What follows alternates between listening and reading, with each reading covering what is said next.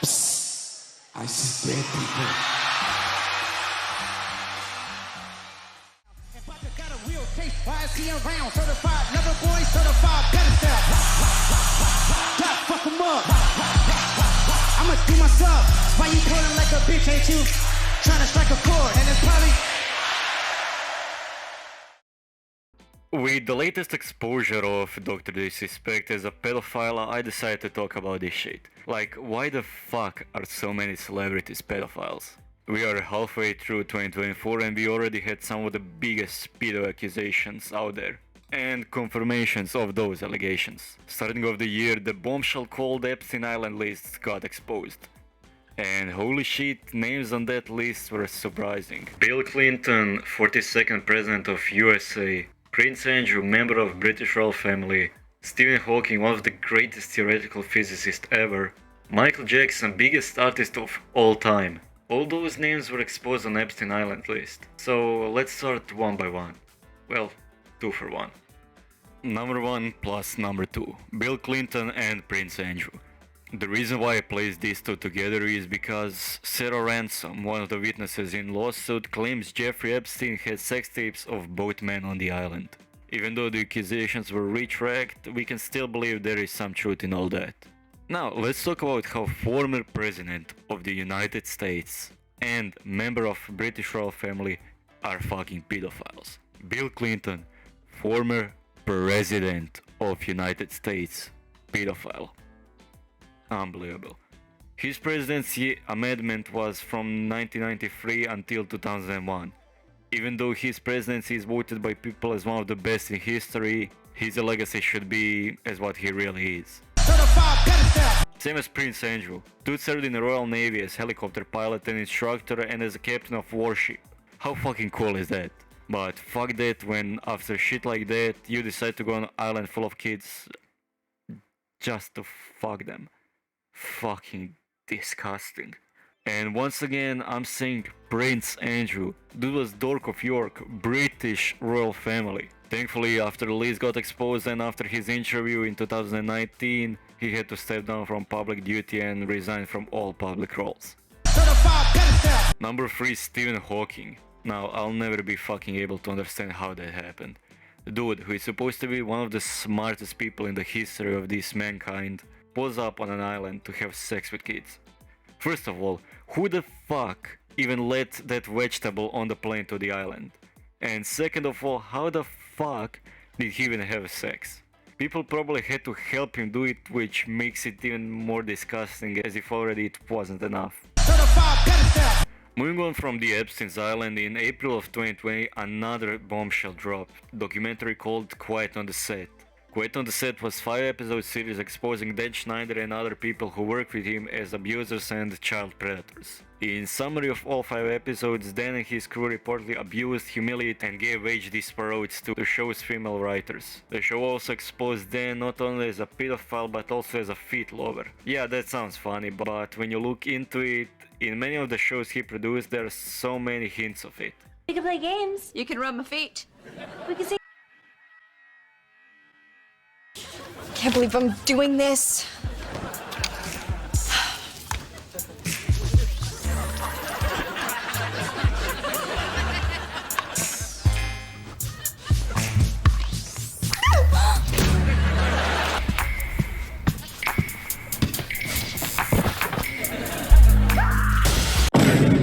Moving on from the feet, let's talk about child actors and what they experienced. Jen McCarthy, Drake Bell and Ariana Grande are the biggest 3 names who were harmed by Dan Schneider and his crew.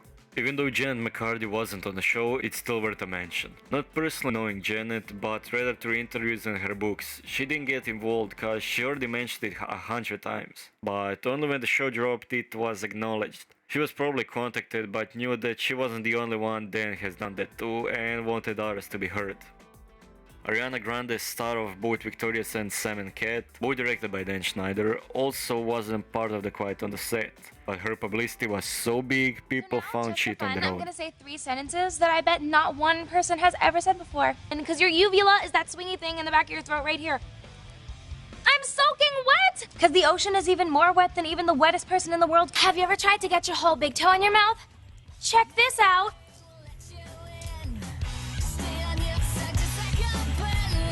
Sometimes I wonder if you can get juice from a potato.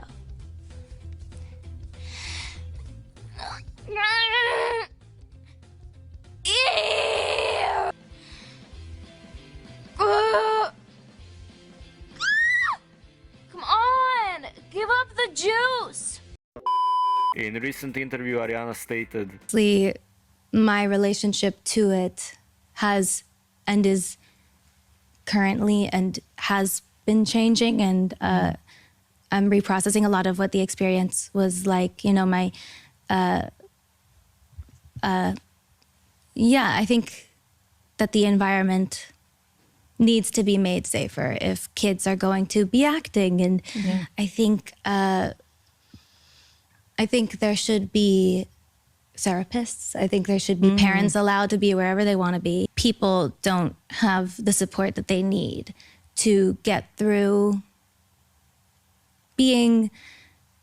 performing at that level at such a young age, but also dealing with some of the things that the survivors who've come forward, and there's not a word for how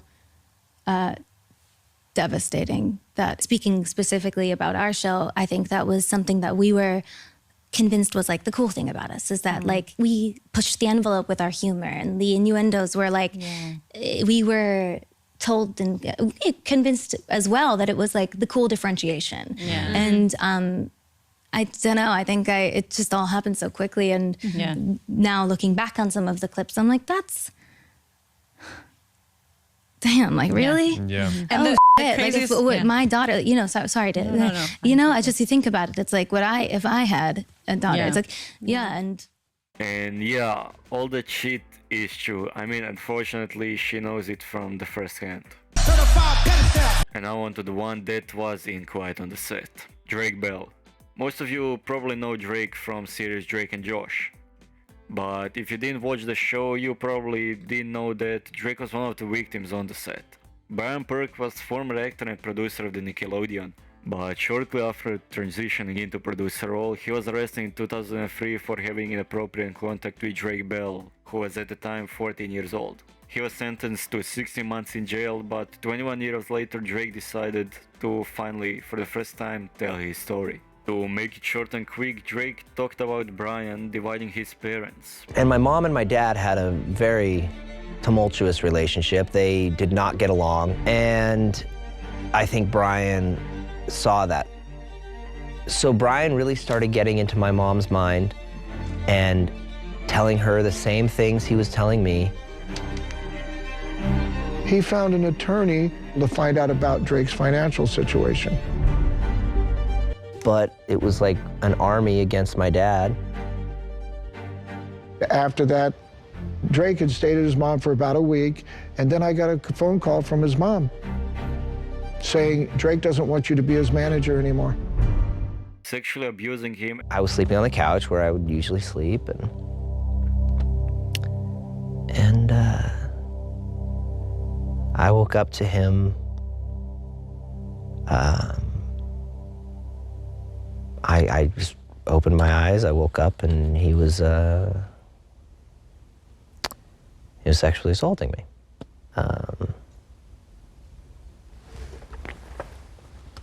Elaborate on that on camera, really. Whatever you feel comfortable or you think will help. Why don't you do this? Yeah.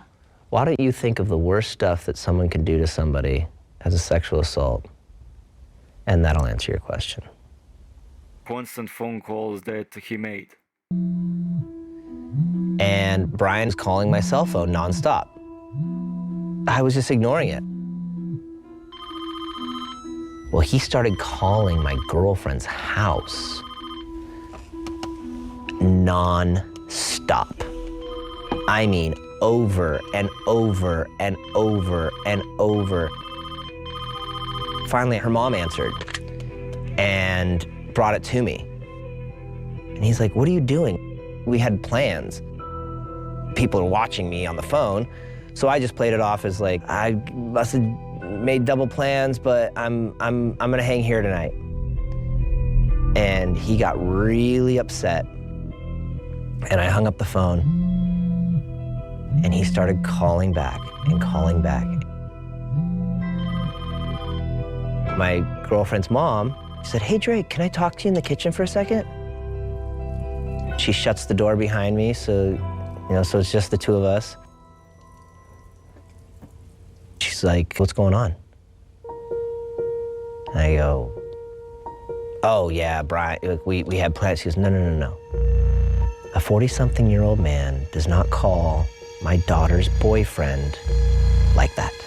Truly awful story. Moving from one Drake to other. Started with We Don't Trust You, Kendrick Lamar hopped on a track and dissed Drake and J. Cole. After Drake and Cole responded, J. Cole pulled out of the beef, leaving Drake to take all the hits. And boy oh boy, he did. Kendrick went fucking nuts, exposing Drake's secret daughter, calling him scam artist and abuser. But with Kendrick's final diss track with just one bar,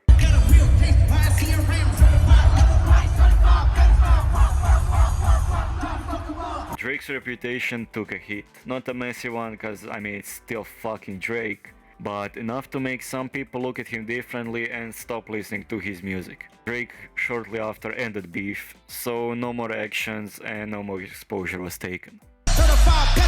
And the most recent pedophile is Dr. Disrespect. And before some of you say he didn't do anything wrong, dude literally admitted to it. Yeah, it didn't come to anything physical, but it surely was looking forward to it. In summary, Dr. Disrespect got banned from Twitch in his peak in 2021.